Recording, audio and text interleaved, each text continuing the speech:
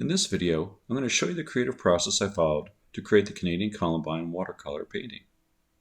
The first step is to take a lot of photos, because most of the flowers that I'm painting don't stay in bloom long enough while I'm painting them. Because my paintings are botanically accurate, I have to take precise measurements to ensure the flowers, the seed heads, and the stems are accurate. In addition to taking pictures of the flowers and seeds in natural habitat, I also bring them back to my studio and examine them in detail.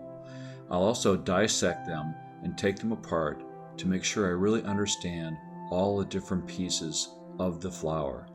I'll use those to do drawings and sketches to help me really understand the parts of the flower. These are two examples of some of the drawings that I did of the parts of these flowers.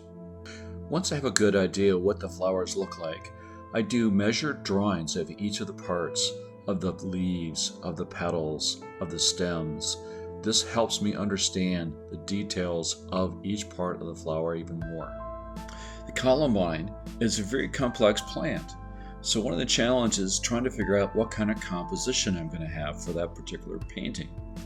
I take a lot of the measured drawings and trace them, and then I move them around on a piece of paper to help me understand what the composition should look like. This left me with a measured drawing of the complete composition of the Canadian Columbine. With the composition complete, I then use that as a framework for a tonal study, and it's much easier to identify and make mistakes or corrections on a tonal study on a drawing before you actually start to paint. After the tonal study is done, then I start doing color matching. And the color matching is where I try and match the actual colors of the pigment from my palette to the colors of the flowers, the leaves, so that I end up with a really good idea or recipe of what to use in the final painting. After I've completed the measured drawing, the tonal study, and the color matching, I'm ready to start working on my final painting. I transferred the measured drawing of the composition that I had onto tracing paper and then onto watercolor paper.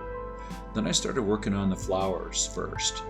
As I would work on a flower, I would erase the tracing and then just have room for the pigment to go onto the paper. As the different flowers are completed, you can see the composition start to grow with the flowers and then the leaves and the stems all coming together to see the final painting.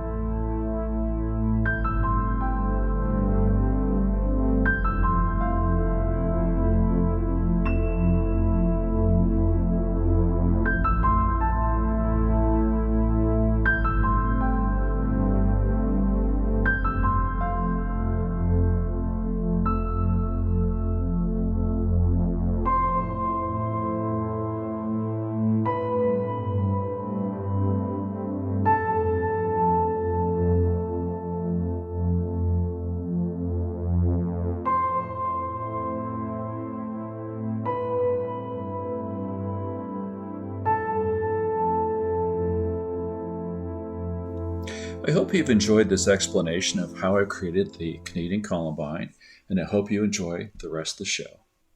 Thank you very much.